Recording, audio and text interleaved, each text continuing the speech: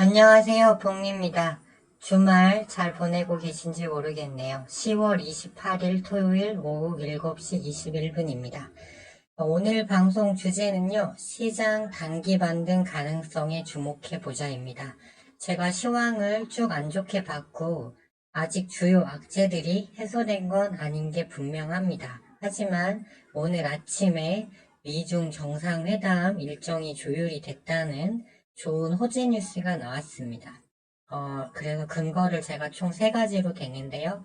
하나씩 차근차근 설명드린 후에 반도체, 화장품, 의료, AI, 전선주, 방산, 에너지, 중국 폐렴, 자동차 부품, 2차전지 테마 위치를 한번 점검해 드리고 월요일날 공략해볼 만한 단타 종목을 안내 드리도록 하겠습니다. 먼저 미국 정상회담 성사입니다. 이제 미국 쪽에서는 오케이를 했고요. 중국 쪽에 이제 발표 일정 조율은 막힌 상태입니다. 그래서 11월 14일 에이펙 정상회의에 시진핑 국가주석이 참석하는 형태로 이루어질 것 같습니다. 그런데 이게 왜 호재냐? 미국 국채 문제 때문입니다. 지금 시장의 큰 악재 두 개가 미국 국채, 그리고 이스라엘의 지상군 투입에 따른 국제 유가라고 말씀드렸어요. 이 두 가지 때문에 시장이 계속 빠지는 건데, 이제 미중 정상회담이 성사가 된다면 보통 국가 정상이 방문하기 전에 사전에 서로 각 나라가 미국과 중국이 주고받을 거를 미리 협의를 끝내놓고 가는 경우가 많습니다. 그래서 제가 봤을 때 미국이 중국에게 요구하는 건 일관되게 하나입니다. 미국 국채를 안 사줘도 되니까 매도만 하지 말라 이겁니다. 중국에서는 추후 대만 이제 무력 점령을 염두에 두고 미국 국채의 규모를 계속 줄이고 있었어요.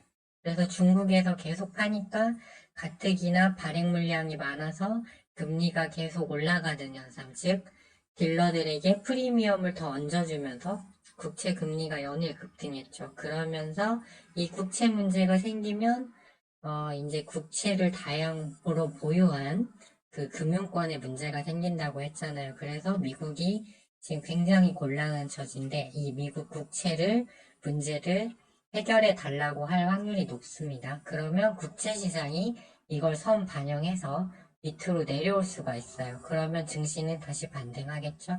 그래서 이게 굉장한 호재라고 보는 것이고요. 이제 추후 이게 진짜 이런 협상 단계로 갈지는 두고 볼 일입니다. 이제 중국에서 요구하는 건 관세 인하 또는 반도체 규제 완화겠죠. 그리고 근거 두 개입니다. 이따 차트로 살펴보시겠지만 국내외 증시가 과대 낙폭 구간에 있는 건 분명합니다. 그래서 어떻게 보면 반등이 좀 자연스러운 구간이다. 신용잔고도 엄청나게 줄었죠. 그리고 근거 3입니다. 이스라엘이 이번 주말 어제 오늘 속보로 계속 지상군 투입 규모를 늘렸다는 뉴스가 나오고 있어요. 하지만 국제 유가가 그 뉴스에 비해서 강하게 튀어오르지 못하고 있습니다. 그래서 최근에 나온 뉴스를 보니 미국이 계속 제한적인 작전을 요구하고 있고요. 그 다음에 이스라엘 내부에서 하마스가 그때 공격한 이후 거의 80%에 육박하는 이스라엘 국민이 보복을 원했지만 지금은 28%로 급격히 줄어들었더라고요.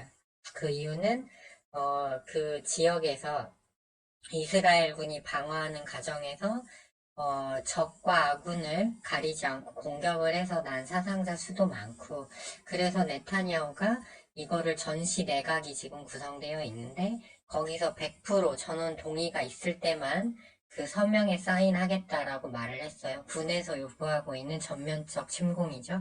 그래서 미묘한 변화가 있다. 이것까지는 그래서 반등 가능성이 있고요. 또 오래된 악재는 악재로서의 파급력이 약화됩니다. 그래서 미중 정상회담이라는 국제시장 병목 이런 문제 해결 이거를 시장이 더 크게 볼 수도 있어요. 일단 주말에 나왔기 때문에 월요일부터 흐름을 봐야겠습니다. 그렇죠. 그래서 이제 한번 주요 거시지표를 보시면 국채시장이 전면적인 게 가자지구 공격을 늘리고 있는데도 음봉이 이틀 나왔어요.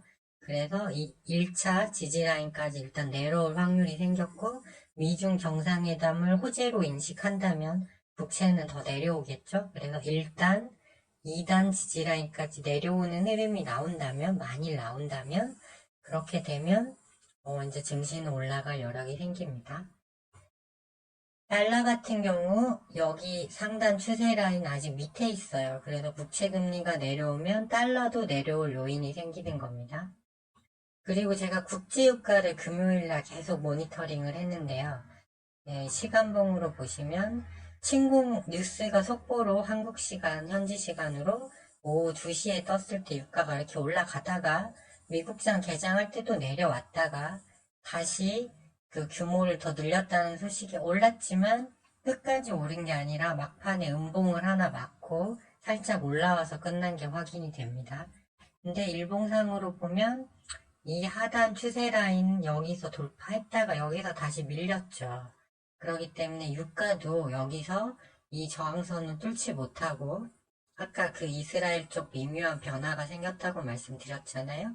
그렇기 때문에 여기를 못 가고 내려올 확률이 생긴 겁니다. 그렇기 때문에 일단 그렇고요. 빅스 지수 같은 경우 공포 지수도 쭉 이걸 연결해 보면 고점 저항 라인에 딱 걸쳤어요. 네, 그래서 여기를 지금 돌파하지 못하고 있죠. 그렇기 때문에 국채 금리와 유가가 내려오면 빅스 지수도 내려올 확률이 생긴 겁니다. 이 지지 라인을 깨고 완전히 내려온다면 증시는 계속 올라가겠죠. 그래서 반등 가능성이 생겼다고 보는 것이고요. 자, 과대 낙폭 측면입니다. 다우지수를 보시면 이 하향 채널, 즉 하향 추세를 그려놓은 거예요. 고점과 저점을 연결했을 때 저점 라인을 터치했죠. 금요일날. 물론 이날 다우지수가 빠진 이유는 JP모건 체이스 회장이 자기 보유 지분을 매도하겠다라는 뉴스가 나와서 은행주 하락으로 좀 밀린 겁니다. 그리고 S&P 500도 잘 보시면 이 하단 지지라인, 이 하향 채널에 하단을 터치하고 살짝 깨고 내려갔죠. 그렇기 때문에 보통 이 자리에서는 여기 상단까지 보통 반등이 나오는 패턴이 나오는 게 일반적입니다. RSI가 그리고 6이에요, 6. 이거 완전히 이제 투매 구간이란 뜻이거든요. 그리고 나스닥을 봐도 나스닥도 마찬가지로 하단 지지라인에 와 있어요, 거의. 그렇기 때문에 물론 주위로 저항이 있지만 여기서부터는 위로 갈 확률이 생겼다. 그래서 제가 과연 지금 이 상황에서 위로 올려줄 만한 그런 뉴스가 있을까 했는데 미중 정상회담 성사 뉴스가 나온 겁니다. 그래서 증시 반등 가능성이 열렸다. 그거를 말씀드리는 거고요. 그 다음에 미국 투자자들의 투자 심리도를 한번 보시면 지금 극단적 탐욕 구간에 일단 들어왔죠. 근데 원래 정상으로 하면 여기서 더 내려가야 되는데 일단은 미중 정상회담이라는 호재가 나온 겁니다. 그래서 일단 저는 반등 다음 주 국내외 증시 반등 가능성을 높게 보고 있어요. 자, 그렇게 보면 해칭 테마, 블랙 테마에서 이런 중앙 백신, 대성미생물 파급이 되고 있지만 60분봉이 보시면 초록색 선 밑에 깔려있고 21, 2편 검은색이 누르고 있어요. 그래서 더 가기 어렵고 정치 테마도 시장이 어려울 때 좀 올랐지만 지금 좀 위치가 다 좋지 않습니다. 동신건설, 이재명도 여기서 이제 밑으로 내려오는 흐름.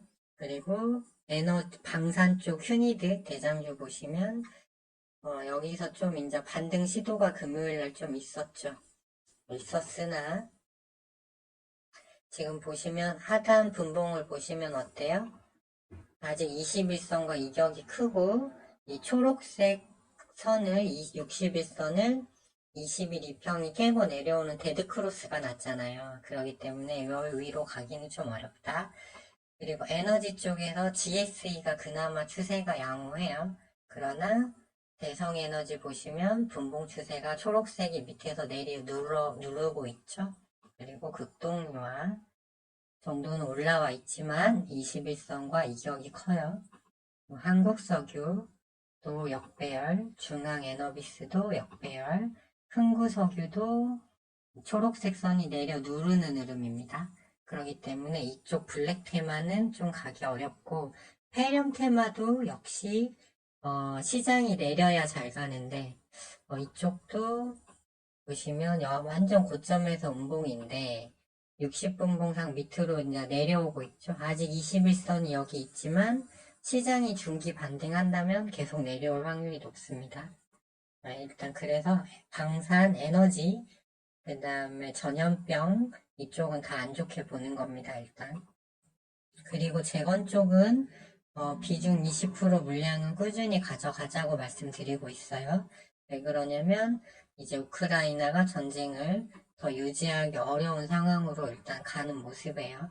네, 그래서 삼부토건이 일단은 여기서 안 밀리고 일단은 초록색 61선을 일단 지지는 하고 있습니다. 그렇기 때문에 차트 흐름은 아직 썩 좋은 건 아니지만 그래도 일단은 자리를 갖춰가고 있다 이렇게 보고 있고요. 자, 반도체 2차 전지 에코프로 그룹주 보시면 완전 일봉상 60일, 21선이 누르고 있죠. 분봉 추세도 좋지 않고 그렇기 때문에 이쪽은 좀 수혜를 받기 어려울 것 같고요. 삼성전자 같은 경우도 추세가 좋진 않지만 일단 반도체 쪽은 이제 중국이 요구할 거는 규제 완화기 때문에 지금 보시면 차트가 주성 엔지니어링 뭐 하나 마이크론 이거 다 깨졌어요. 차트가 지금. 그래서 반도체 쪽도 좋진 않지만 어느 정도 반등이 나올 수 있는 그런 상황이 된 것 같습니다. 그래서 이제 월요일 날 좀 흐름이 좋을 만한 업종을 말씀드리면 의료 인공지능 의료 테마입니다. JLK는 일단 고점을 찍고 내려온 자리라 추가 상승이 좀 제한될 것 같아요. 그리고 60분봉상 과열이 붙어 있죠. 그에 반해 코어라인 소프트는 U자형이죠. 목금통한 거래량이 엄청 실리면서 위로 올라가는 모습입니다. 그래서 26,000원까지는 상승 여력이 있고 시장 상황이 받쳐주면 좀 더 위로 가는 흐름이 기대됩니다. 뷰노하고 루닛은 이평선이 일봉상 밑에 깔려있기 때문에 좋지 않아요. 그래서 코어라인 소프트가 대장이 될 확률이 좀 많아 보입니다. 그 다음에 전선주에서 LS전선 아시아 같은 경우 외인 기관이 좀 꾸준히 매수를 해주고 있는데 이 분봉을 보면 이평선이 수평이에요. 그래서 시간에서 1점 몇 프로 올랐는데 여기서 검은색 선까지 한 4% 정도 여유가 있습니다. 그렇기 때문에 시장 상황이 받쳐주면 위로 한 11% 정도 더 강하면 여기를 뚫고 가는 흐름이 나올 수도 있지만 일단 11% 정도만 여력이 있는 걸로 보여요. 그래서 코어라인 소프트와 LS전선 아시아가 일단은 좋아 보이고요. 그 다음에 일단 미중 정상회담 하면 일단 화장품을 사람들이 떠올리게 되거든요. 근데 제가 지난주 목요일부터 화장품 테마 좀 잘 봤으면 좋겠다고 말씀드렸는데 금요일날 밀렸어요. LG 생활건강 실적 쇼크로 하락이 20%나 빠지면서 화장품들이 못 갔지만 이제 좀 상황이 다릅니다. 그래서 애경산업, 아모레퍼시픽, 그 다음에 코스메스 코리아, 아모레지, 그 다음에 코스맥스 뭐 이런 것도 괜찮은데 여기서 저는 마녀사냥하고 코리아나에 좀 주목하고 싶습니다. 마녀사냥 보시면 상한가 이후에 이 21선 위에서 지키는 흐름이에요. 물론 분봉 추세상 20일 이평이 조금 위로 조금 이제 급격하게 올라온 감은 있지만 시간에서 한 0.4% 정도 올랐거든요. 그래서 여기서 갭 뜨면서 일봉상 볼린저 상단이 있는 3만원대까지 한 17.27%네요. 여기까지는 갈 수 있는 자리로 보여지고요.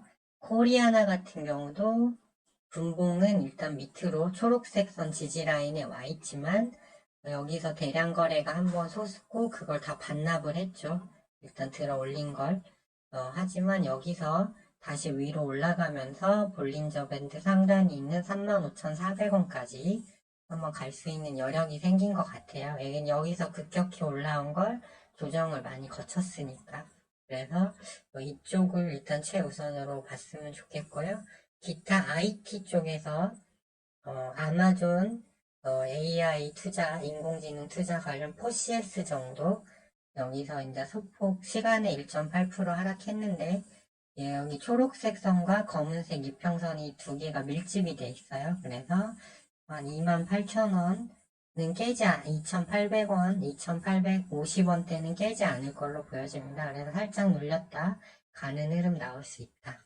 그래서 코어라인 소프트, LS 전선아시아, 마녀공장, 코리아나, 포시에스 정도 좋아 보이고요. 이제 하나 더 넣는다면 솔브레인 홀딩스인데요. 얘 같은 경우 여기서 밑으로 살짝 눌렸다가 위로 치고 가는 흐름이 나올 수 있는 자리다. 네, 그렇게 일단 보여집니다. 그래서 이 6 정도 좋아 보이고요. 그 대신 블랙타마에 속하는 방역, 그 다음에 중국 폐렴, 그다음에 에너지, 천연가스와 유가, 그리고 방산, 그다음에 금리 인상 수혜주는 좀 흐름이 좋지 않을 것 같고요.